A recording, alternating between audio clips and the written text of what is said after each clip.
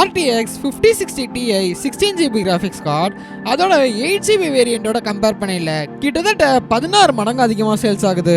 இது ரெண்டுக்கும் வித்தியாசம்னு பார்த்தீங்கன்னா ஆன் பேப்பரில் வெறும் VRAM மாத்திரம்தான். அதாவது ஒரு வேரியண்ட்ல 8GB VRAM இருக்கிற நிலையில இன்னொரு வேரியண்ட்ல 16GB VRAM இருக்கும். ஆனால் இந்த ஒரு சின்ன வித்தியாசம் தான் பர்ஃபார்மன்ஸில் பெருசாக அஃபெக்ட் பண்ணுது.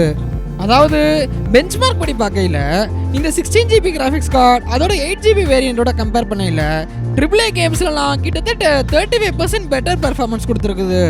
அது மாத்திரம் இல்லாமல் 140pல வச்சு நீங்கள் கேம் விளையாண்டிங்கன்னா ஃப்ரேம் பேசிங்குமே எந்த ஒரு லேகும் இல்லாமல் ஸ்மூத்தாக இருக்குதுன்னு சொல்கிறாங்க.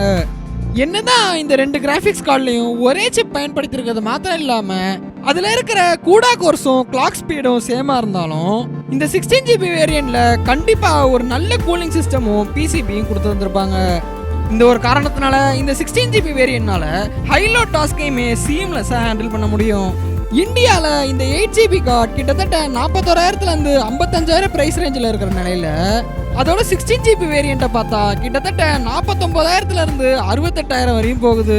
ஸோ என்னதான் இந்த ரெண்டு கார்டுக்கும் 8லேருந்து 13,000 ப்ரைஸ் டிஃப்ரென்ஸ் இருந்தாலும் இந்த 16GB வேரியண்ட் ஓரளவுக்கு ஃபியூச்சர் ப்ரூஃபாக இருக்கும். ஆல்ரெடி ஜெர்மனி யூஎஸ்லலாம் இந்த 16GB தான் ப்ரிஃபர் பண்ணி வாங்குறாங்க. ஏன்னா ஒரு AI மாடல்லாம் ட்ரெயின் பண்ணி ரன் பண்ணணும்னா இந்த 16GB வேரியண்ட் தான் கொஞ்சம் டீசெண்டாக இருக்கும். ஸோ ஒருவேளை நீங்கள் ஒரு modern gaming or streaming PC build பண்ணணும்னு நினச்சிங்கன்னா இதை மனசில் வச்சுக்கோங்க.